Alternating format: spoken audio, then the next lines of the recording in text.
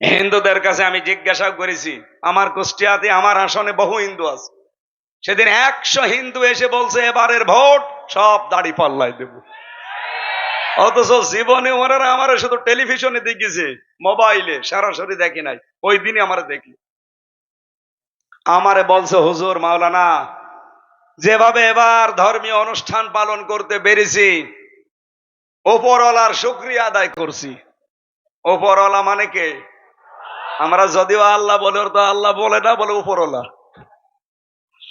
আমার সামনে তো আর দেবতা এই মূর্তি এগুলোর নাম বলতে পারছে না, বলছে উপরওয়ালা, ধন্যবাদ দেওয়া দরকার। খুব সুন্দর ভাবে এবার পালন করতে পেরেছি। এই 54 বছরও আমরা এভাবে পারি নাই। জোরে বলেন আলহামদুলিল্লাহ। এটা বিশ্বের বিবেক যারা, মোড়ল যারা, এটা শুনতে পান না? আমার কুষ্টিয়ার ঘটনা। সাম্প্রদায়িক সম্প্রীতি নেই বলে বাংলাদেশে। কোন মুনাফিক এই কথা বাইরের দেশে ছড়ায় যে বাংলাদেশে সাম্প্রদায়িক সম্প্রীতি নেই? পৃথিবীর ভেতরে এটা রোল মডেল। আমি তো ভারতের বহু প্রদেশ ঘুরেছি, মুসলমানেরা গরু জবাই করলে জহব্বা কেটে ফেলেছে, এমনও আছে মুসলমানদের। এই কথা বলেন না কেন? বাংলাদেশে আপনি তাকান, অন্য ধর্মের যারা আছে, আমরা যেহেতু নবীর হাদিস 100% বিশ্বাস করি, এই সংখ্যালঘু যা আমরা বলি না, তারা নিজেরাই বলে আমরা সংখ্যালঘু। আমরা বলি এই দেশে আপনারা কেউ সংখ্যালঘু নেই, আমরা যেমন আপনারাও তেমন। তারা যেহেতু বলে, এই হিসাবে বলছি, সংখ্যালঘু কোন মানুষ যদি কিয়ামতের দিন নবীজি নিজে এই সংখ্যালঘু মানুষদের পক্ষে দাঁড়িয়ে এই সংখ্যাগরিষ্ঠ যদি অত্যাচার করে তাদের উপরে, উনি ওই সংখ্যালঘুদের পক্ষে দাঁড়াবেন, আমাদের বিপক্ষে দাঁড়াবেন। আমাদের নবীর হাদিস সেই হিসাবে এই দেশে এখন আমরা যেহেতু ইসলাম মেনে চলার একটা পরিবেশ তৈরি করতে যাচ্ছি, আমরাও গ্যারান্টি দিতে পারি। সেদিন আমি দাদা, ওনার নাম এই যে হিন্দু বৌদ্ধ খ্রিস্টান ঐক্য পরিষদের সেক্রেটারি, রাজবাড়িতে বাড়ি, সারা বাংলাদেশের মহাসচিব, কি জানো না, গোবিন্দ চন্দ্র পরামানিক, নাম শোনেননি? ওনার সাথে দেখা হয়েছিল। বলছে এই দেশে যদি এবার ইসলাম ক্ষমতায় আসে, উনি নাম ধরেই বললো আমার সামনে, বলছে জামাত ইসলামী যদি আসে, এই দেশে যত ধর্মের লোক আছে সবচাইতে বেশি নিরাপদে থাকতে পারবে। বিশ্বের মডলরা গোবিন্দ চন্দ্র পরামানিকের কথা একটু শোনেন, সে একজন হিন্দু মানুষ। এই জন্য যারা ধর্মীয় গ্রন্থের উপরে আঘাত দিলেন, আমরা অন্য কোনো কারণে না, আমরা চাই তার বিচার হোক, কারণে কোরআনে কারিম আমাদের কলিজার চাইতেও দামি। সেই কোরআন থেকে মাত্র একটা আয়াত পড়েছি, আর লক্ষ হাদিস থেকে যে হাদিসের প্রথম বরাত বলছি, এই কোরআনের সাথে সম্পৃক্ত থাকার কারণে এত মর্যাদা। আল্লাহর নবী বলেন আহলুল কোরআনি হুম আহলুল্লাহি ওয়া খাসাতুহু। কোরআনওয়ালা যারা, এরা সাধারণ মানুষ না, এরা আল্লাহর পরিবারভুক্ত এবং খাস ব্যক্তি। সুবহানাল্লাহ বলতে পারেন নাই? এই চাঁপাইনবাবগঞ্জে বহু মানুষ কোরআনওয়ালা মানুষকে নিয়ে টিটকারি করে। কোরআনের অনুষ্ঠান হলে আমরা দেখেছি তারা ভিডিওর মাধ্যমে, সংবাদ সম্মেলনের মাধ্যমে উল্টা পাল্টা কথা তাদের নামে লাগিয়েছে। আমরা নাকি কোরআনের নামে চাঁদা তুলি। বাংলাদেশে প্রমাণ কেউ দিতে পারবেন যে কোরআনের নাম করে কেউ এই দেশে আমরা চাঁদা তুলেছি? না, মানুষ নিজে কোরআন প্রচার করতে পারলে সৌভাগ্যশালী মনে করে, এই কারণে আরো দেশে দিয়ে যায়। আজকে আজিজ সাহেব নাকি দায়িত্বে আছে, জিজ্ঞাসা করেন তো ও কোরআনের এই অনুষ্ঠানের জন্য কোন জায়গায় চাঁদাবাজি করেছে কিনা? অথচ যারা বড় বড় চাঁদাবাজের বাপ, তারা এই ফতোয়া নিয়ে আসে। ডক্টর মিজানুর রহমান আজহারি হাফিজাহুল্লাহ এ জেলায় একবার এসেছিলেন না? তাকে নিয়ে আমি কয়েকজনের কথা শুনলাম, তারা একেবারে খেয়ে দিয়ে লেগেছে মাথায় কাপড় বেঁধে, মুফাসসিরে কোরআন দুইজনই এমন এমন ফতোয়াবাজি আরম্ভ করেছে দুইজন মিলে। এই মিজান আজহারি আসার কারণে চাঁপাইনবাবগঞ্জের নাকি প্রত্যেক বাড়ি থেকে চাউল ডাউল কালেকশন করা হয়েছে। এমন কোন বাড়ি ঘর নেই, দোকানপাট নেই যেখানে চাঁদাবাজি করা হয়নি। আরে ভাই, আপনার মতো চাঁদাবাজি করতে চাই কি পাথর মেরে আমি মানুষ মেরে ফেলি? কোরআন প্রচারের দায়িত্ব যেমন আমার, যেই লোকটা 5টা টাকা দিচ্ছে তারও দায়িত্ব এটা। সে হয়তো সরাসরি ভাবে আসতে পারে না, টাকা দিয়ে সাহায্য করে। এই কথা বলেন না কেন? আর আপনি এটাকে আপনার মতো চাঁদাবাজি হিসাবে চালিয়ে দিচ্ছেন। কোথায় চাঁদা কোরআনের জন্য দান করা আর কোথায় চাঁদাবাজি করা? এ আকাশ আর পাতালের চাইতেও বেশি ফারাক না? নিজেদের অপরাধ গুলো ঢাকতে তারা এই উল্টাপাল্টা কথা সামনে নিয়ে আসি। মানুষ এখন আর পাগল নেই, কারণ এটা তো আর আগস্টের 5 তারিখের আগে না, এখন অক্টোবরের 9 তারিখ চলছে। এই কথা বলেন। 54 বছরে বহু কিছু খাওয়িয়েছেন, এখন আর খাওয়াতে পারবেন না, কারণ এখন শুধু মানুষ না, এখন আমরা আল্লাহর খলিফা। এই খেলাফতের শর্ত কি? খলিফা হতে হলে কি কি করা লাগবে, ওই কথাগুলো আজকে শুনে যাবেন তো নাকি? কোরআন দিয়ে বলবো আমি ইনশাআল্লাহ। কিয়ামতের দিনে সাহেবে কোরআন যারা, নবীজি বলেন, আল্লাহ নিজে বলবেন ইকরা, পড়ো, ওর তাকি, উপরে ওঠো, অরত্তিল, কিভাবে পড়বা? তার তিলের সাথে পড়ো, কামা কংতা তোরত্তিল ফেদ দুনিয়া, যেভাবে দুনিয়ায় পড়তে। ও চাপাই বাসে, এটা রেকর্ড হচ্ছে, সারা বাংলাদেশের মানুষকে আমি জানাতে চাই, কোরআনে কারিম যদি কিয়ামতের দিন পড়ে পড়ে উপরে উঠতে চান, তার মানে 6666টা আয়াত আমরা অনেকেই জানি, এটা প্রসিদ্ধ। 6236টা আয়াত, এটা বিশুদ্ধ। যেটাই ধরেন সেটাই ঠিক আছে। কিয়ামতের দিন যদি এততলা বিল্ডিং এর উপরে থাকতে চান, আপনি দুনিয়াতে কোরআন পড়বেন ওইভাবে। কিভাবে? আল্লাহর নবী দিয়েছেন রত্তিল।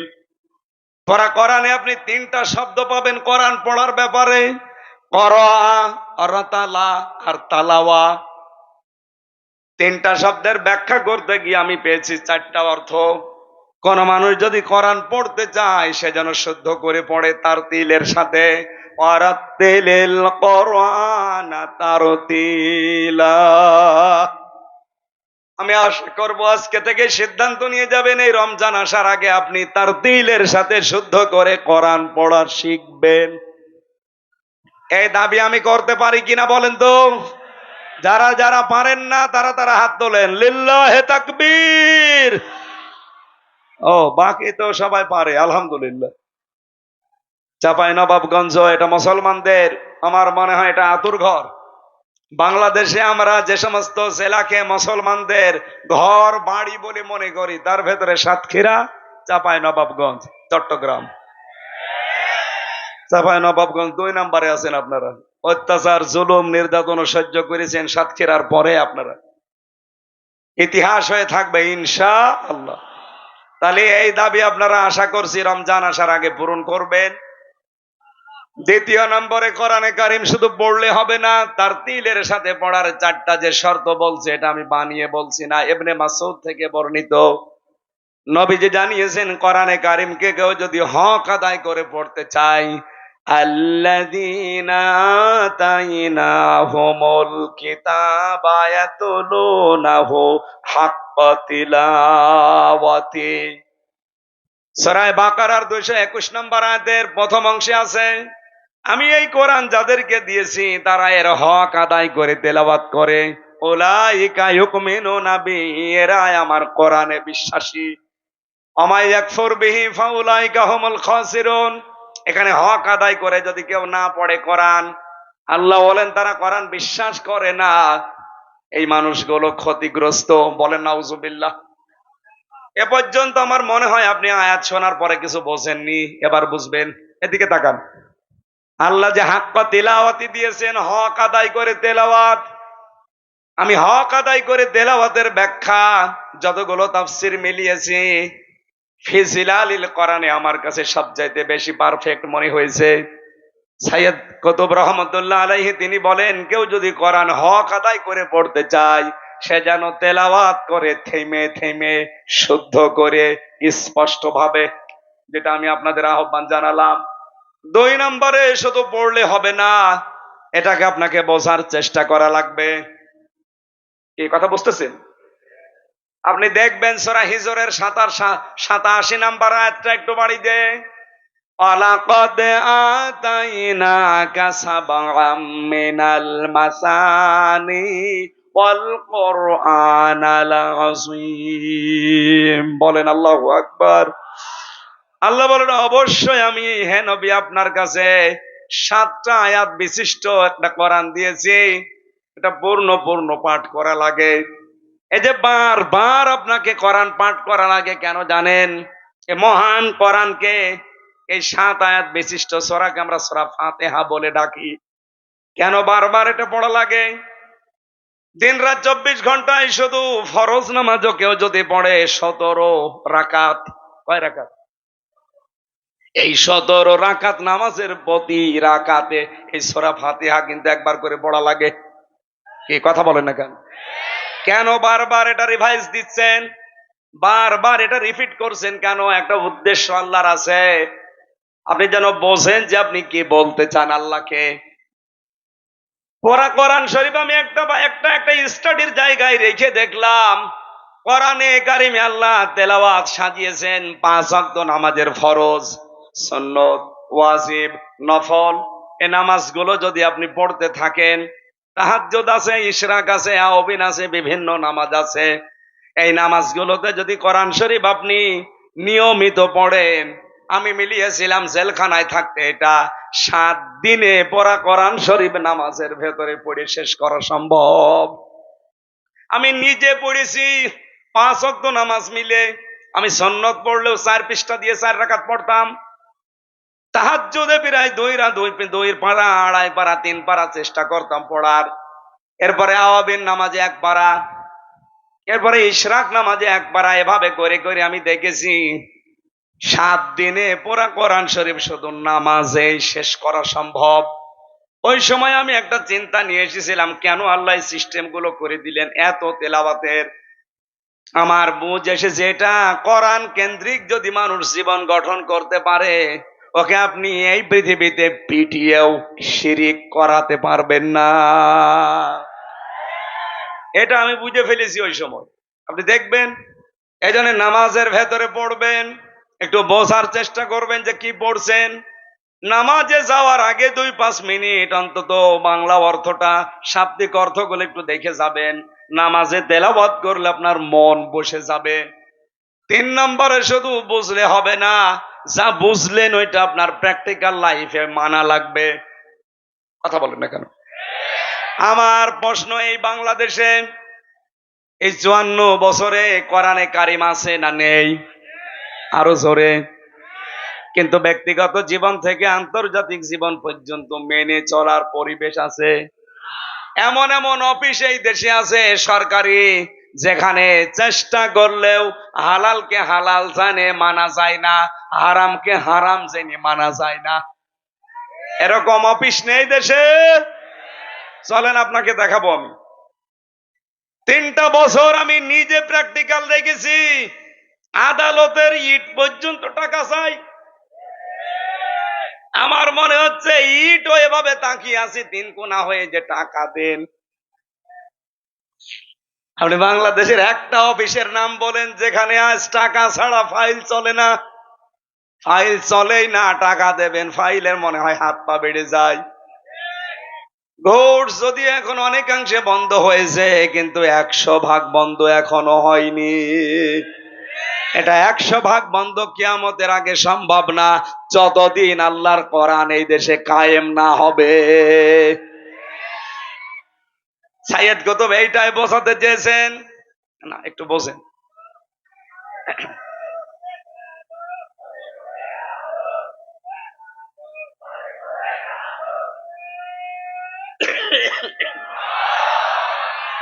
তাকবীরই যদি দেবেন, আপনার মতো মরা মানুষ তাকবীর দেওয়ার দরকার আছে? তাকবীর দেওয়ার দরকার ছিল একটা যুবক মানুষের, বুড়ো মানুষ। একটা যুবক মানুষ, ওটা তো শিবিরে ছেলে ফেলে নেই। ওই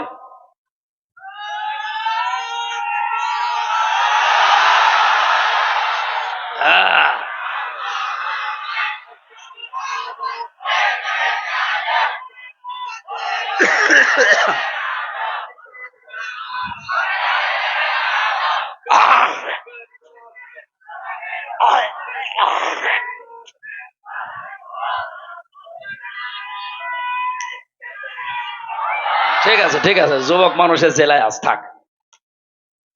তাহলে 3 নাম্বার শর্ত বলছিলাম আপনাকে, এটা মানতে হবে। আর মানার জন্য আমরা এবার চেষ্টা চালাচ্ছি পরিবেশ তৈরি করার। কথা বলছে না কেন? চাঁপাই নবাবগঞ্জের এই 11 নম্বর ওয়ার্ড থেকে শুরু করে সংসদ পর্যন্ত এমন ভাবে এবার কোরআন দিয়ে আমরা সাজাতে চাই যেন কোরআনে 11 নম্বর ওয়ার্ড থেকে সংসদ পর্যন্ত মানা যায়। আপনি তো ডিস্টার্ব হয়ে যাবে, তাড়াতাড়ি করুন।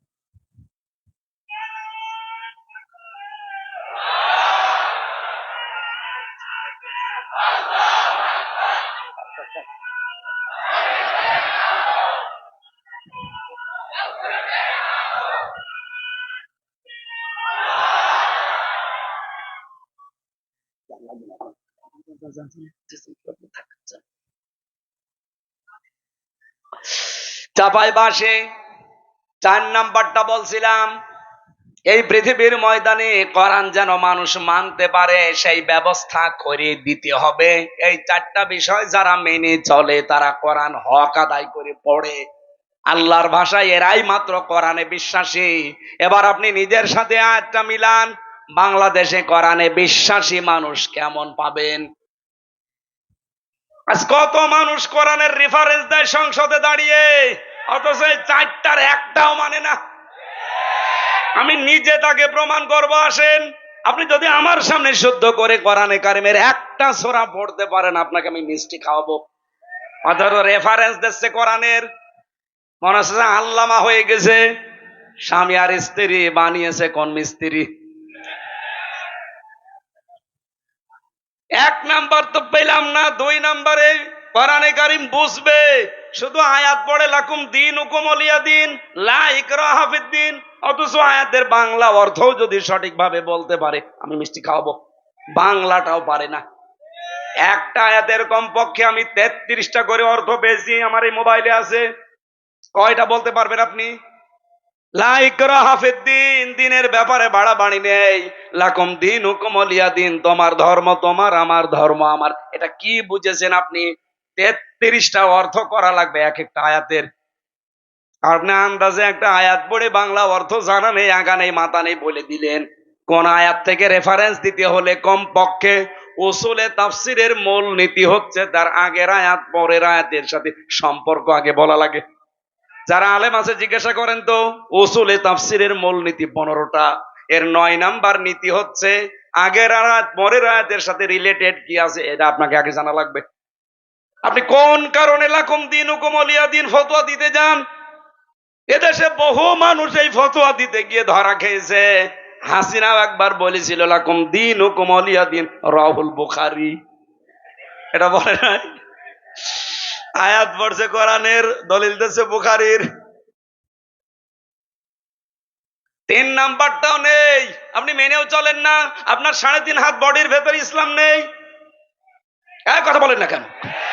আপনি তাকান, তার 3.5 হাত বডির ভেতরে ইসলাম আছে, তার পরিবারে ইসলাম আছে, তার স্ত্রী দেখলে শয়তান পর্যন্ত লজ্জা পায়। একটা বউ হইল, বউ দেশে মানুষের নেই।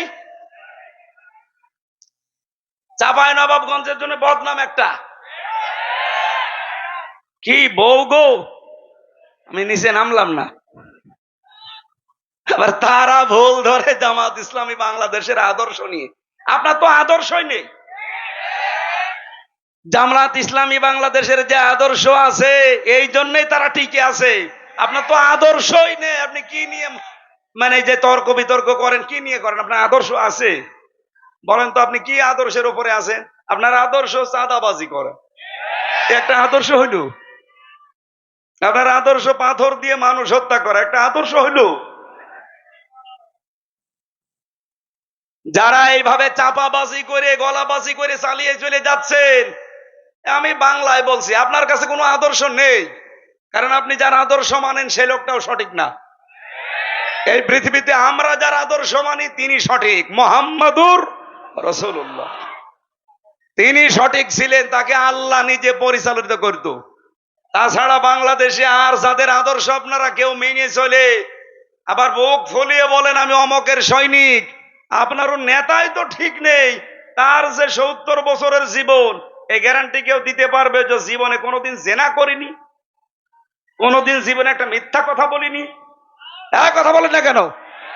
তা আমরা যারা আদর্শ প্রচার করি, কায়েম করতে চাই, গ্যারান্টি আমরা দিতে পারি, ওয়া ইন্নাকা লাআলা খুলুকিন আযীম। এমন মহান চরিত্র আল্লাহ তাকে দিয়েছে, কিয়ামত পর্যন্ত কুল কিনারা করে পাবেন না যে কি আদর্শ তার ভেতরে আল্লাহ দিয়েছে। আযীম শব্দ আল্লাহ কাউকে দেয়নি, মুহাম্মদ রাসূলুল্লাহকে দিয়েছেন। আর এক জায়গায় দিয়েছেন আল কোরআন আল আযীম। হয়তো কিছুক্ষণ আগে সূরা হিজরের 87 নম্বর আয়াত পড়লাম। কোরআনকে আল্লাহ আযীম বলেছেন, আর মুহাম্মদ রাসূলুল্লাহর আদর্শকে আল্লাহ আযীম বলেছেন। সুবহানাল্লাহ বলতে পারেন নাই? এজন্য এই চাপাবাজি গলাবাজি বাদ দেন। আমরা চাপাবাজি করছি, গলাবাজি করছি, আমাদের একটা আদর্শ আছে। আর আপনারা যারা এগুলো করেন, একটারও কোনো আদর্শ নেই। আপনার যা ভালো লাগে করতে পারেন। আপনার রাগ হবে আমি জানি, আপনার রাগ দেখার জন্য আমি আসি না, আমি সঠিকটা তুলে ধরলাম। যারা এই কথাগুলো আমাদের উপরে দোষ চাপিয়ে দিতে চান উল্টা পাল্টা, পেছনের দিকে আর যেতে চাই না, এখন আমরা এই দেশকে সামনের দিকে নিয়ে যেতে চাই। 4 নাম্বারটাও আপনারা চেষ্টা করেন না, কিন্তু আমরা চেষ্টা করছি। আমরা চাই নিজে শুধু মানবো না, মানুষ যেন মানতে পারে সেই ব্যবস্থা করে দিতে চাই। কামা কুনতা তুরাত্তিলু ফিদ দুনিয়া, এইভাবে করে আমরা যেহেতু পড়ছি, কিয়ামতের দিন আমরা এই হক আদায় করে পড়তে পারবো। অরাত্তিল অরতাকি, পড়বো আর উপরে উঠতে থাকবো। ফাইন্না মানসিলাকা ইনদা আখিরি আয়াতিন তাকরাউহা, নবীজি বলেন পড়তে পড়তে যেখানে পড়া শেষ হয়ে যাবে, ওই জায়গায় আল্লাহ তোমার স্থান দেবে। জোরে বলেন সুবহানাল্লাহ। এই হাদিসটা আমি সহ যারা এসেছি প্রত্যেকের জীবনে আল্লাহ যেন মানার তৌফিক দেন। সূরা নূর 55 নম্বর আয়াত। এখানে 64টা আয়াত আছে, মাত্র একটা আয়াত পড়েছি। আমার আলোচনার বিষয়, আমরা যে আল্লাহর খলিফা, এই খেলাফতের দায়িত্ব পালন করতে হলে কি কি শর্ত মানা লাগবে সেইগুলো। আল্লাহ রাব্বুল আলামিন বলেন, এদিকে তাকান ভাই, না হচ্ছে না, ক্লাস এভাবে হবে না। আপনি এখানে আসলেন কেন? হ্যাঁ, যান যান, চলে যান। এই তাড়াতাড়ি যান, তাড়াতাড়ি যান। আপনার যে শরীর, ওরে বাবা, এ তো মনে আছে জবাই করলে 2 গ্রাম খানা হয়ে যাবে। না, ওইরকম স্বাস্থ্য দরকার। আমার তো শেষ করে দিয়েছে। হাসিনার উপরে এমনি রাগ হয় আমার, এই কারণে আমার কণ্ঠও শেষ করে দিয়েছে, তেঁতুল খাইয়ে খাইয়ে, যৌবন তেঁতুল খাইয়ে শেষ করে দিয়েছে। এমনকি আমার এই কণ্ঠটাও নষ্ট করে দিয়েছে তেঁতুল খাইয়ে। প্রত্যেক খাবারে খালি আমার তেঁতুল দিত। খেলে খান, না খেলে না খেয়ে মরি যান। কারণ ওই ফাঁসির কন্ডেম ছেলে কেউ দেখারও কেউ নেই, বলারও কেউ নেই। ওই শয়তানদের যা বলতো ওরা তাই করত। আর কপালটাও আমার খারাপ। কারারক্ষের দায়িত্বে যেই কয়টা পেয়েছিলাম, 100টার ভেতরে আমার মনে হয় 90টাই মালায়ন। মালায়ন তো বলা ঠিক না, হিন্দি। দেবদুলাল, সুব্রত বালা, আশিক কুমার, চয়ন ঘোষ, নাম মুখস্থ করে ফেলেছি। বলেন তো, যাদের নাম বলছে সব তো আল্লাহর ওলি নাকি? মাইকে জ্বর বাড়িয়ে দেন, গলা ভেঙে যাচ্ছে, রিভাব দিয়ে দেন।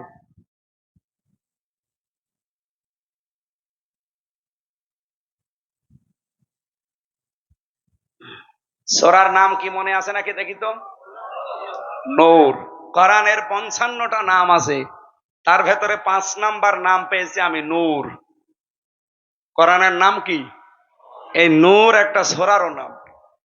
আল্লাহ রাব্বুল আলামিন ইরশাদ করছেন, ওয়া'আদাল্লাহুল্লাযীনা আমানু মিনকুম ওয়া আমিলুস সলিহাত, তোমাদের ভেতরে যারা ঈমান আনে এবং আমলে সালেহ করে, এই 2টা কন্ডিশন যারা মেনে চলতে পারে, আল্লাহ তাদের সাথে ওয়াদা করছেন।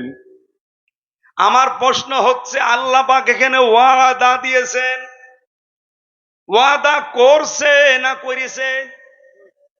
এটা মাঝি, অতীতের শব্দ। আল্লাহ ওয়াদা করে ফেলেছেন। আমার প্রশ্ন, বলেন তো, আল্লাহর ওয়াদা যখন থেকে তিনি করলেন, ওই দিন থেকে আজকের দিন পর্যন্ত মিথ্যা হয়েছে? আরো জোরে বলেন। মিথ্যা হয়নি, তার প্রমাণ কি?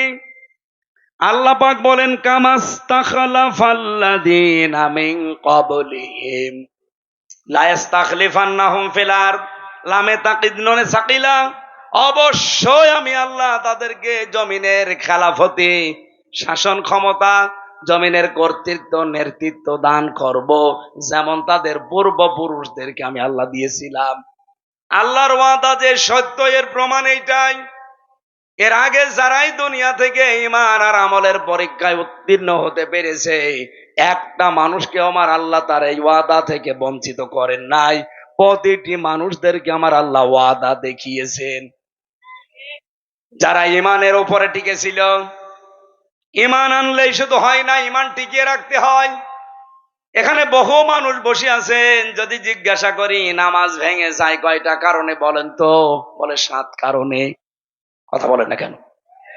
যদি এখন বলা হয় যে রোজা ভেঙে যায় কয় কারণে বলেন তো, হয়তো 10টা কারণ বলবেন। কোন মানুষকে যদি জিজ্ঞাসা করি এখানে যারা একটু জাননেওয়ালা, যে হজ ভেঙে যায় কয় কারণে, যদি ওর লেখাপড়া করা থাকে বলতে পারবে যে হজ এই কয় কারণে ভেঙে যায়। আমার মনে হচ্ছে এখানে একটা বিষয় 100 জনের প্রায় 90 জন পারবে না। যদি এখন বলা হয় যে ঈমান ভেঙে যায় কয় কারণে, 100 জনের 90 জনই ফেল করবে। এই কথা বলেন না কেন? অথচ খেলাফতের এই দায়িত্ব দেওয়ার জন্য প্রথম শর্ত ঈমান। আপনার ঈমান থাকলেই হবে না, ঈমান আবার ভেঙে যায়, নষ্ট হয়ে যায়। ঈমান যেন টিকে থাকে, সেই জন্য ঈমান ভাঙার কারণগুলো জানা লাগবে। আমি একটা একটা করে হাদিস থেকে বলছি, মিলিয়ে নেন আপনার ভেতরে পাওয়া যায় কিনা। 1 নম্বরে, ইবাদতে আল্লাহর সঙ্গে যদি কাউকে শিরিক করেন, আপনার ঈমান ভেঙে যাবে। সূরা মায়েদার 72 নম্বর আয়াতে আছে দলিলটা, সূরা নিসার 48 নম্বর আছে। 2 নম্বরে, আল্লাহ ও বান্দার মধ্যে কাউকে মধ্যস্থকারী কেউ যদি মনে করে, তাহলে তার ঈমান ভেঙে যাবে। এটা সূরা ইউনূসের 18 নম্বর আয়াতে আছে। কাফেরকে কেউ যদি কাফের মনে না করে, তার ঈমান ভেঙে যাবে। সূরা আলে ইমরানের 28 নম্বর আয়াতে আছে। মুসলমানদের বিরুদ্ধে মুশরিকদের সমর্থন এবং সহযোগিতা করা, যেটা এই বাংলাদেশে এখন একটু বেশি হচ্ছে। অনেকেই শেয়ার পাওয়ার জন্য ঈমানের ধার ধারছে না, দাদারা যা বলছে ও তাই করছে। আমি নাম না নিয়ে বললাম, আপনি দেখেন, এটার সহযোগিতা করলে আপনার ঈমান ভেঙে যাবে। সূরা মায়েদার 51 নম্বর আয়াতে আছে, সূরা তাওবার 23 নম্বর আয়াতে আছে। জাদু শিক্ষা করা এবং শেখানো, আপনার ঈমান ভেঙে যাবে। সূরা বাকারার 102 নম্বর আয়াতে আছে। দ্বীনের কোন বিধানকে নিয়ে যদি কেউ ঠাট্টা বিদ্রূপ মস্করা করে, তার ঈমান ভেঙে যাবে। সূরা তাওবার 65-66 নম্বর আয়াতে আছে। দ্বীন ইসলাম থেকে কেউ যদি মুখ ফিরিয়ে অন্য দ্বীনের দিকে একটু মুখ ঘুরিয়ে নেয়, এটা সূরা সাজদার 22 নম্বর আয়াতে আছে। কাউকে দ্বীন শরীয়তের ঊর্ধ্বে যদি কেউ মনে করে, তার ঈমান ভেঙে যায়। সূরা মায়েদার 3 নম্বর আয়াতে আছে। রাসূলুল্লাহর ফয়সালার তুলনায় অন্য কারো ফয়সালাকে কেউ যদি উত্তম মনে করে, এটা সূরা নিসার 65 নম্বর আয়াতে আছে।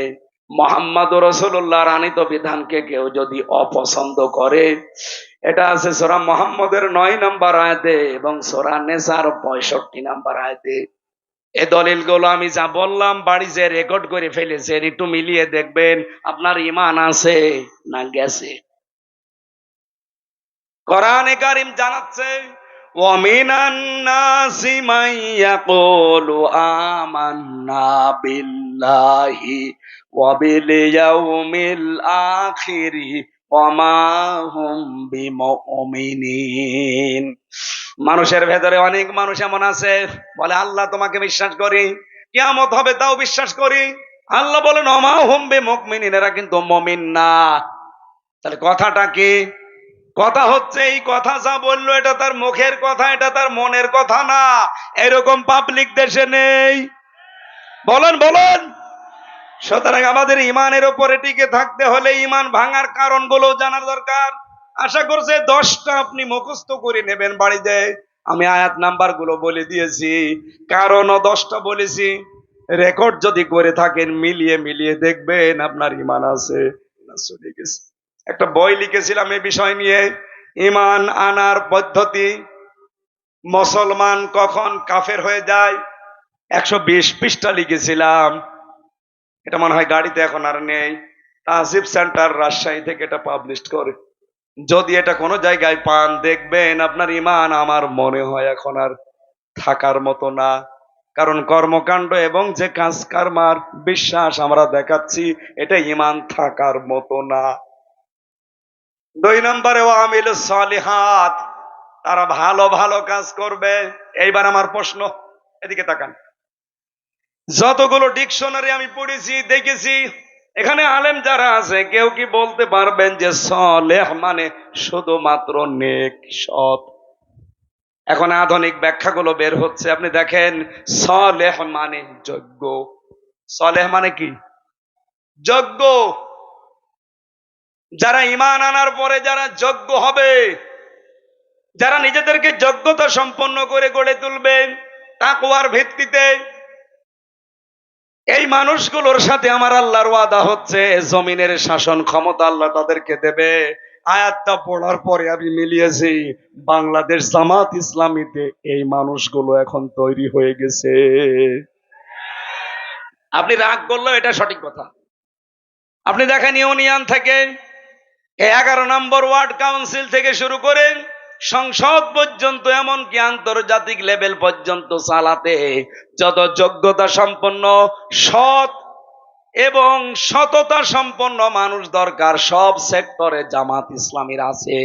এই জন্য আমেরিকার মতো খ্রিস্টান রাষ্ট্র তারা আজ বলতে বাধ্য হচ্ছে যে বাংলাদেশ জামাত ইসলামীকে এই দেশে আমরা 5 কারণে ক্ষমতায় দেখতে চাই। 5টা কারণে। তার 1 নাম্বার কারণ, তারা যত মানুষ দায়িত্বে আছে সবগুলো তারা সৎ, ভদ্র এবং যোগ্য। 3টা কথা তারা লিখেছে, সৎ, ভদ্র এবং যোগ্য।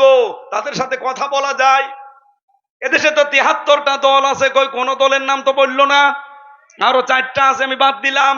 প্রথমটায় দেখেন তো একটা খ্রিস্টান এই সার্টিফিকেট দিচ্ছে যে জামাত ইসলামী বাংলাদেশ রাষ্ট্র ক্ষমতায় যাওয়া দরকার 5 কারণে। তার 1 নাম্বার, এরা যত মানুষ আছে এই দেশে নেতা সব যোগ্য, সৎ এবং ভদ্র।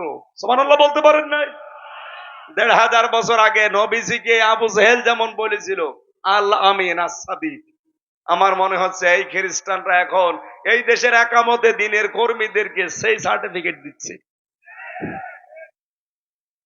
এই জন্য এবার আমরা এই আয়াতটা পড়ার পরে বিশ্বাস করতে পারছি, কারণ জমিনে আল্লাহ খেলাফতি কিছু কিছু কারণে দেয়।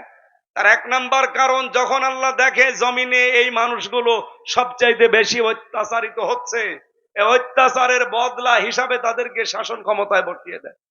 এটা আছে সূরা কাসাসের 5 এবং 6 নাম্বার আয়াত। অনুরিদু আন্না মুন্না আলাল্লাযিনা ইসতাদআফু ফিল আরদ।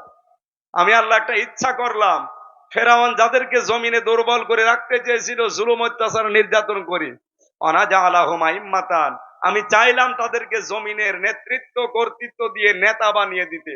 আল্লাহ নেতা বানিয়ে দিচ্ছে না। অনাজালাহুমুল ওয়ারিসিন, এবং এই জমিনের শাসন ক্ষমতা বিশেষ করে ওয়ারিস তাদেরকে বানিয়ে দেব। এতটুকু আল্লাহ শেষ করে দেননি। অনুমাক্কিনা লাহুম ফিল আরদ, তাদেরকে আমি জমিনের কর্তৃত্ব দান করব, শাসন ক্ষমতায় বসিয়ে দেব। কেন বসাবো? অনুরিয়া ফিরাউনা ওয়া হামানা ওয়া জুনুদাহুমা, আমি ফেরাউন, হামান আর তার লোকজনকে দেখাতে চাই মিনহুম মা কানু ইয়াহজারুন, তাদেরকে সবচেয়ে বেশি ভয় যারা পেত ওই মানুষগুলোকে আমি আল্লাহ রাষ্ট্র ক্ষমতায় বসাতে চাই। বাংলাদেশ জামাত ইসলামীকে এই দেশের জালেম রাম আর বামরা এই 54 বছর সবচাইতে বেশি ভয় পেয়েছে। অন্য কোন দলকে এত ভয় পেয়েছে কারোর ওপর অত্যাচার এভাবে হয়নি। এদের ওপর অত্যাচার করেছে একটাই মাত্র কারণ, কারণ তারা বুঝে ফেলেছে যে এরা সম্ভাবনা একেবারে কাছাকাছি। এই জন্য আমাদের উচিত হচ্ছে এই আয়াতটার কিছু আবেগ আছে। রব্বুল আলামিন বলেন এর প্রথম আবেগ কি? আমি আল্লাহ কি করব জানো? ওয়ালা ইউবাদদিলান্নাহুম ওয়ালা ইউমাক্কিনান্নাহুম দীনাহুমুল্লাযী ইরতাদা লাহুম, তোমাদের জন্য আমি যেই দিনকে পছন্দ করি ওই দিন আমি তোমাদের ওই জমিনে কায়েম করে দেব। কথা থেকে খেয়াল করেন, ওয়ালা ইউমাক্কিনান্না লাহুম, লামে তাকিদ নুনে সাকিলা, দীনাহুমুল্লাযী ইরতাদা লাহুম, তোমাদের জন্য যেই দিন আমি পছন্দ করেছি ওই দিন আমি ওই জায়গায় কায়েম করব। তার নাম কি? কথা বলেন। আয়াত আমি 100% বিশ্বাস করি। এই হিসাবে বাংলাদেশে এবার ইসলাম কায়েম হবেই, হয় আপনাকে নিয়ে নয় আপনাকে বাদ দিয়ে। আপনি যদি আসতে চান চলে আসেন, আপনাকে নিয়েই কায়েম হবে। আর যদি কপাল পোড়া থাকেন আপনি থাকেন, আপনাকে বাদ দিয়ে ইসলাম কায়েম হবে ইনশাআল্লাহ। আল্লাহ পাক বলেন দ্বিতীয় নম্বরে কি করব? ওয়ালা ইউবাদদিলান্নাহুম মিন বাদি খাউফিহিম আমনা, আমি পাল্টিয়ে দেব, পরিবর্তন করে দেব তাদের ভয়ের সংস্কৃতিকে নিরাপত্তা দিয়ে। কি ভয় ছিল বলেন তো? আগস্টের 5 তারিখের আগে আমির হামজা আসবে এই কথা শুনলেই 14টা ব্যারিকেড পড়ে যেত। কথা বলেন না কেন? আমি এই চাঁপাইনবাবগঞ্জের পৌরসভার ভেতরে ঢুকে এরপরে আবার কুষ্টিয়ায় চলে গেছি, আসতে দেয়নি। আগস্টের 5 তারিখের মাস খানিক আগে আমি আসতে চাইছিলাম, আমি আর শাহেক জামাল উদ্দিন ভাই ওনারে আসতে দিয়েছে, আমারে বলছে ও আসলে 144 ধারা জারি। এতগুলো মানুষের সামনে কোরআনের কথা বলবো এরকম একটা পরিবেশ ছিল, সব আল্লাহ পাল্টিয়ে ভয়ের সংস্কৃতি দূর করে আজ নিরাপত্তা দিয়ে দিয়েছে। যে পুলিশ এতদিন ধরার জন্য পেছনে পেছনে দৌড় দিত, এখন তারা পেছনে পেছনে পাহারা দেওয়ার জন্য দৌড় দেয়। কুষ্টিয়ায় এসপি ডিসি ওসি তো বাদই দিলাম, এসপি ডিসি সহ মিটিং করার সময় যে এসপি ডিসির আগস্টের 5 তারিখের আগে আমির হামজা জেলে আছে কথা শুনলে মোনাজাত করতেছে ভালো, অথচ এখন তারা মিটিং করলে আমারে নিয়ে উদ্বোধন করায়। কিছুদিন আগে কুষ্টিয়ার মডেল থানা উদ্বোধন হয়েছে, ডিআইজি এসেছিল খুলনা রেঞ্জের, আমাকে দাওয়াত দিয়ে কথা বলার সুযোগ দিয়ে মেহমান করে নিয়ে গেছে। আল্লাহ মনে হচ্ছে আয়াতটা বাস্তবে আমাদেরকে দেখিয়ে দিয়েছে, ভয়ের সংস্কৃতি সব দূর করে নিরাপত্তার বেষ্টনী দিয়েছে। কথা বলে না কেন? এখন আমাদের কাজ কি হবে? ইয়াবুদুনানি, ইবাদত করা লাগবে এখন আল্লাহর। লা ইউশরিকুনা বি শাইআ, আল্লাহর ইবাদতের সাথে কাউকে শরীক করা যাবে। ওমান কাফারা বাদা যালিকা, এরপরেও যদি কেউ মুখ ফিরিয়ে চলে যান ফাউলাইকা হুমুল ফাসিকুন, তারাই গুনাহগার, তারাই ফাসিক, তারাই সীমা লঙ্ঘনকারী। আল্লাহ আমাদেরকে এই আয়াতের যে কন্ডিশন গুলো শুনলাম, ইবাদত করা লাগবে আল্লাহর, শিরিক করা যাবে না, এই শর্তগুলো মেনে ঈমান আর আমলের উপরে প্রতিষ্ঠিত থেকে খেলাফতের দায়িত্ব এবার যেন আমাদের দান করেন, বলেন আমিন। মেয়েরা যারা এসেছেন বিভিন্ন জায়গায়, শুধু নামাজ পড়া রোজা রাখা আর কালো বোরকা পরা ইবাদত না।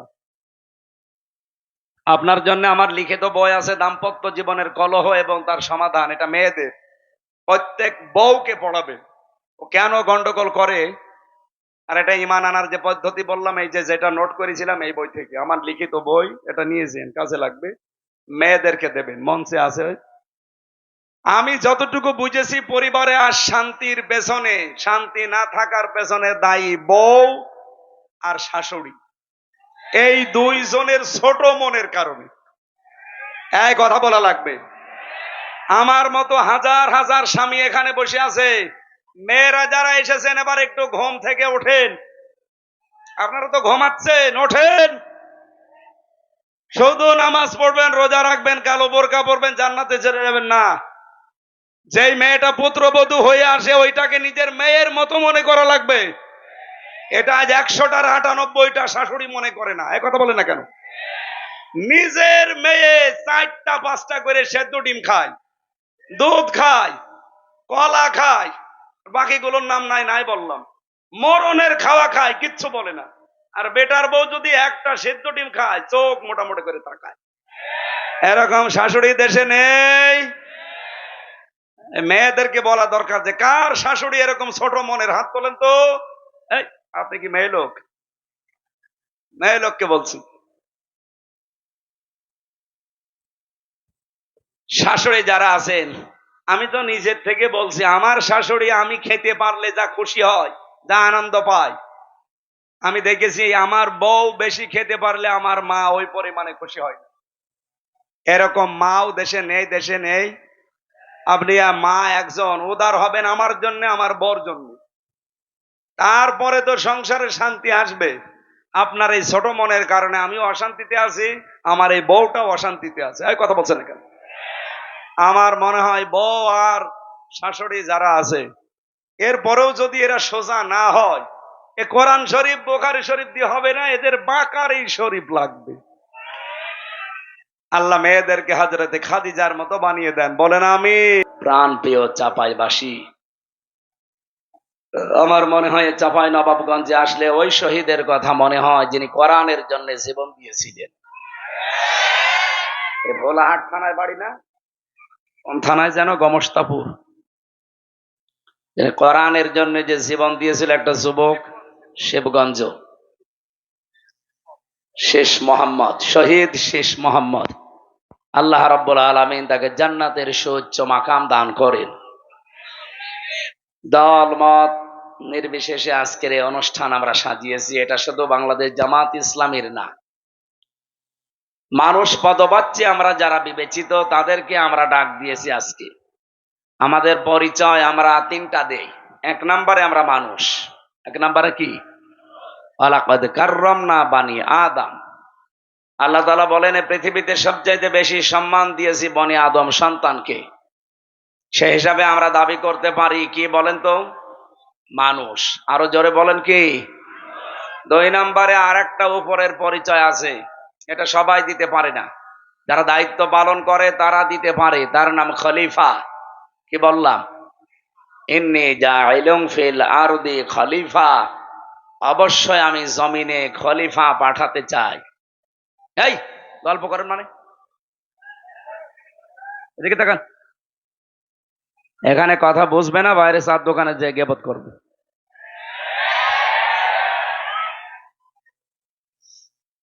আল্লাহ তাআলা ফেরেশতাদেরকে বলেছিলেন ইন্নী জাইলুন ফিল মাদারিসি খলিফা। কি জবাব দিলেন না? অনেকে বলেছিলেন যে আমি মাদ্রাসায় খলিফা পাঠাবো। আজ যারা শুধু মাদ্রাসার খলিফা হয়ে বসে আছে, ইন্নী জাইলুন ফিল খানকা খলিফা, আমি খানকায় খলিফা পাঠাবো বলেছিলেন। আজ যারা খানকা কেন্দ্রিক, দরবার কেন্দ্রিক, সিলসিলা কেন্দ্রিক শুধু বসে আছেন খলিফা হয়ে, বলে আমি অমক পীরের খলিফা। আপনি তো দাবি করবেন আমি আল্লাহর খলিফা, কিসের পীরের খলিফা আপনি? আপনাকে পাঠিয়েছেন আল্লাহ তার নিজের খলিফা করে মাদ্রাসায়, খানকায়, মসজিদে, দরবারে। কোথায়? ফিল আরদি, জমিনে। আল্লাহর খলিফা আমরা যারা দাবি করি আজ জমিনে আমরা তো নেই।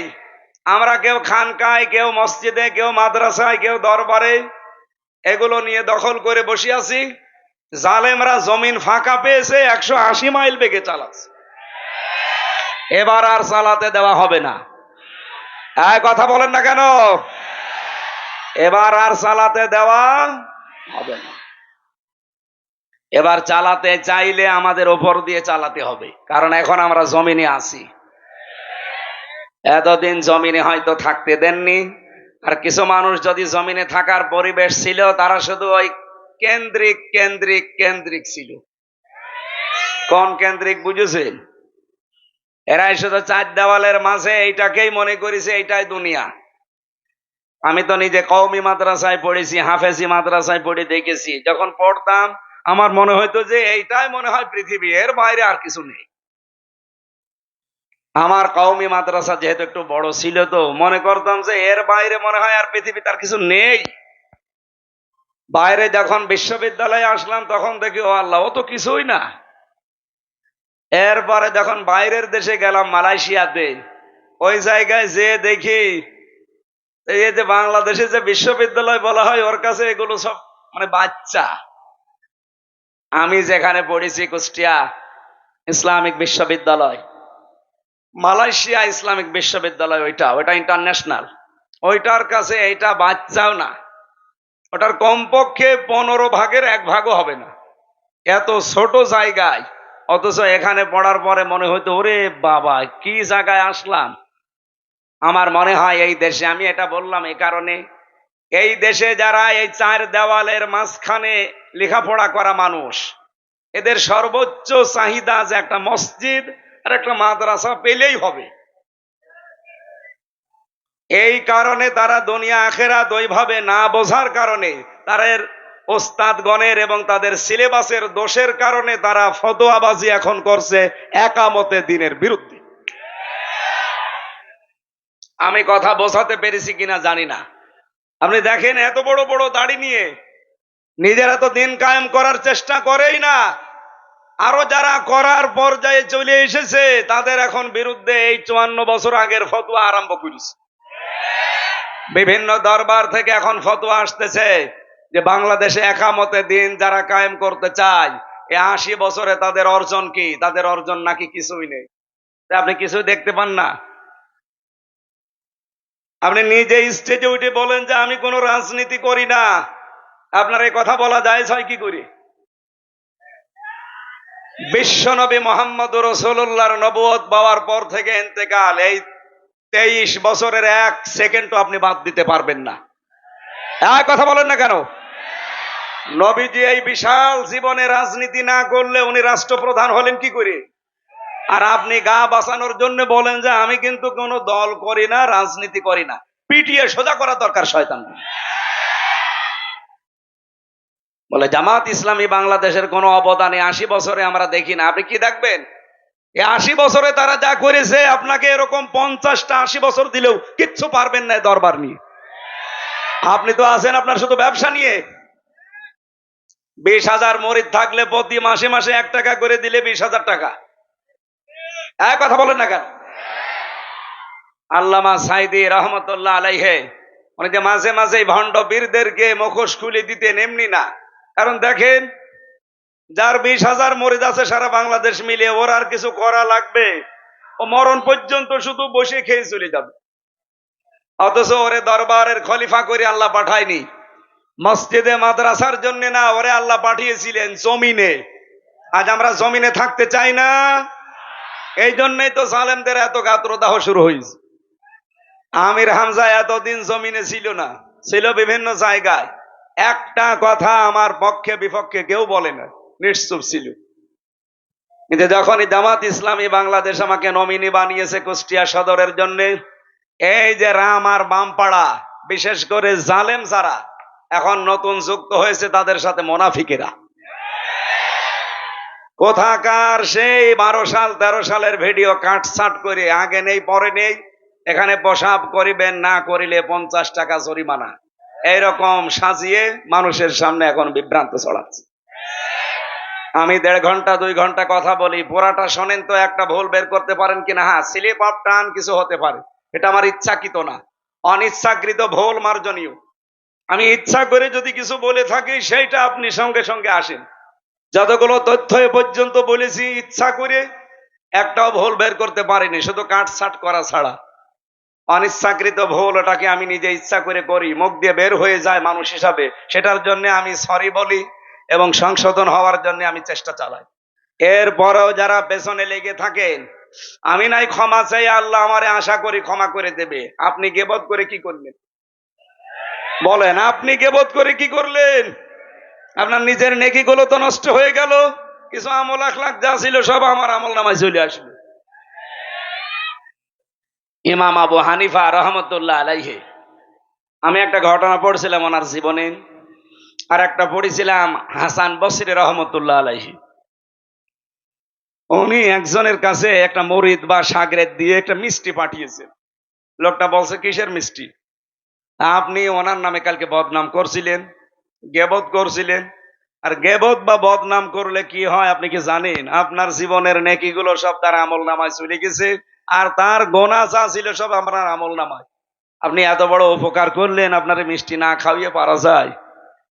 আমার তো মনে হচ্ছে এই 12 সাল থেকে শুরু করে এই 25 সাল 3 বছর নয় জেলে ছিলাম, বাকি সময়গুলোতে যারা পেছনে লেগে আছেন, আপনাদের বাড়ি বাড়ি আমার মিষ্টি পাঠানো দরকার। আমি তো ভুলের জন্য ক্ষমা চেয়ে মাপ চেয়ে যেভাবেই হোক আমি মাপ আল্লাহর কাছে পাবো বলে আশা করি। কিন্তু আপনি কি করছেন বলেন? আপনি কি করছেন? আপনি নিজাম মজুমদারের বিরুদ্ধে কথা বলেন না, ডক্টর জাফর ইকবালের বিরুদ্ধে কথা বলেন না, শেখ হাসিনার বিরুদ্ধে আপনি কথা বলেন না, আপনি কথা বলেন আমির হামজা, মাওলানা মিজানুর রহমান আজহারি, তারেক মনোয়ারের বিরুদ্ধে না? এই সমস্ত মানুষগুলোর অবদান আপনি অস্বীকার করেন। আপনি কি করেছেন ইসলামের জন্য? আপনি জমিনে কয়দিন ছিলেন বলেন তো? আমার মাজা ভেঙ্গে দিয়েছে শুধুমাত্র নবীজির আদর্শ মানার কারণে, ইসলাম মানার কারণে। আপনি কয়দিন এই কষ্ট সহ্য করেছেন বলেন? আমার মাজায় দড়ি টাঙিয়ে 11 ঘন্টা টাঙিয়ে রেখেছিল জালেমরা, 11 ঘন্টা। আমি ইশারায় নামাজ পড়েছি। পেশাব পায়খানার জন্য মাত্র 2 বার 2 মিনিট করে ছুটি দিয়েছিল। বলেন তো, মাথা নিচের দিকে পা উপরের দিকে 11 ঘন্টা এভাবে থাকা আপনি কয়দিন থেকেছেন? আমার মাথার চুল থেকে পায়ের তালু পর্যন্ত 1 ইঞ্চি জায়গা বাকি নেই যেখানে ওরা টর্চার করে না। আর আপনি ফতোয়াবাজি করেন দরবারে বসে বসে না? আপনার পেট আর জহব্বা ছাড়া কি আছে কি? কিছু কিছু পীর এই দেশে আছে না, যারা জামাত ইসলামের অবদানকে দেখতে পায় না। এদের দেখবেন শুধু পেট আর জহব্বা, এই দুইটা বাদ দেবেন কিচ্ছু পাবেন না। এত বড় বড় পেট হয়, মহিলারা দেখে লজ্জা পায়। কি গো, সন্তান হয় আমাদের আর পেট হয় এর? কি ভড়ি, আখেরি ভড়ি। আমার মনে হয় এখানে নজরুল ভাই, ঠিক আছে আপনি বসেন বসেন বসেন।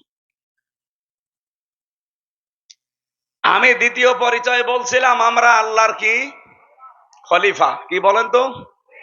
এবার কি খেলাফতের দায়িত্ব পালন করা যাবে? আমার আজকের আলোচনার বিষয় এই খেলাফতের শর্ত কি কি, এগুলো যদি পূরণ করতে পারি, এই শর্তের উপরে টিকে থাকতে পারলে আল্লাহ তার ওয়াদা এবার ঠিক পালন করবে ইনশাআল্লাহ। 3 নম্বরে আমাদের আরেকটা পরিচয় আছে, সর্বোচ্চ পরিচয়। কি বলেন তো? আমরা আল্লাহর গোলাম। এটা অনেকেই বলতে চায় না, বলে আমি অমুক পীরের গোলাম। ওর কোন জায়গায় মারবেন বলেন তো? ওয়াইন কুনতুম ফি রাইবিম মিম্মা নাযালনা আলা আবদিনা ফাতু বিসূরাতিম মিন মিসলি। আল্লাহ পাক বলেন, এ কোরআন আমি আমার যে বান্দার উপরে নাজিল করেছি, এখানে কি বলেছে যে এটা আমি নাজিল করেছি এমন কোন বড় কোন বিষয় দিয়ে? আলা আবদিহি, আমার বান্দার উপরে। কোরআন শরীফ পড়ে আমি পেয়েছি আল্লাহর কাছে সব চাইতে প্রিয় নাম আব্দুন বা আব্দুল্লাহ। নবীজিকে আল্লাহ এই নামটা ধরে পুরা কোরআনে বহু জায়গায় ডাক দিয়েছেন। তাবারাকাল্লাযী নাযালাল ফুরকানা আলা আবদিহি লিয়াকুনা লিল আলামিনা নাযীরা। বলেন আল্লাহু আকবার। আপনাকে মানুষ হওয়া সহজ, খলিফার দায়িত্ব পালন করা সহজ, কিন্তু আব্দুন বা গোলাম হওয়া অত সহজ না। গোলাম হতে হলে শুধুমাত্র এই গর্দানটা আল্লাহ ছাড়া কারো কাছে আপনি নত করবেন না, এই সিদ্ধান্ত নিয়ে দুনিয়ায় টিকে থাকা লাগবে। এটা টিকে থাকার জন্য আমাদের জাতির পিতা যিনি হযরতে ইব্রাহিম নবী আলাইহিস সালাম আমাদের নাম দিয়েছেন, তিনি মুসলিম।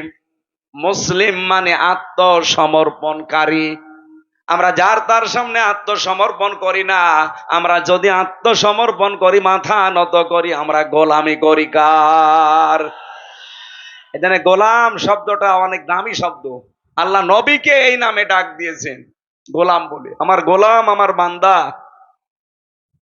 সুতরাং আমাদের 3টা পরিচয়ের ভেতরে আমরা মানুষ হিসাবে, যেহেতু অন্য ধর্মের মানুষও এখানে থাকতে পারেন, আপনাদেরকে আমরা ওয়েলকাম জানাচ্ছি। এটা শুধুমাত্র মুসলমানদের জন্য অনুষ্ঠান না।